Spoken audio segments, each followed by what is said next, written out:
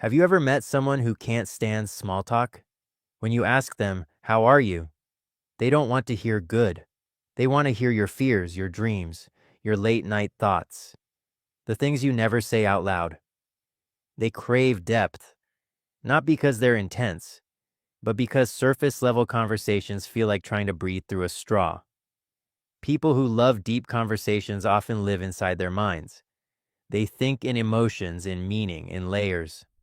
Their thoughts are loud, and shallow dialogue never gives them enough space to express what's really going on. They're the ones who notice when someone's smile looks forced, or when their voice cracks for just a second. They feel those details. They store them. They wonder what story is hiding underneath. Growing up, many of them felt misunderstood. They were the kid asking big questions adults brushed off. Why are we here? Do people change? Why does love hurt? And they learned early that not everyone likes thinking that deeply. So now they wait. They observe. They look for people who speak the same emotional language, people who aren't afraid to be real. Deep conversation lovers value connection more than attention. They don't care how popular someone is. They care how someone thinks. They fall in love with curiosity, with honesty, with someone who says, "Tell me more," instead of ending the moment with a tired, "Yeah." They ask questions that feel like therapy. What are you most afraid of? What memory changed you? When was the last time you felt truly seen?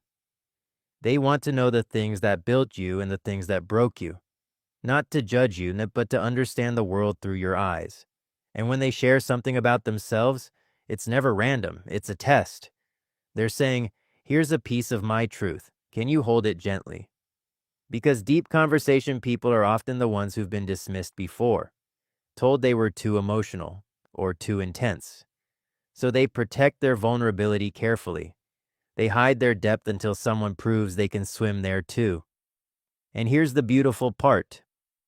When they do connect with someone on that level, it's unforgettable. It's the kind of conversation you replay on the way home, the kind that makes you rethink your life, the kind that reminds you what being human feels like. They don't need a crowd. They just need one person who's willing to explore the universe inside them. So if you are one of those people who wants to stay up talking about childhood scars, lost friendships, your definition of love, and whether souls recognize each other, don't let anyone convince you to shrink. You are not too much. You're just living deeper than others are willing to go.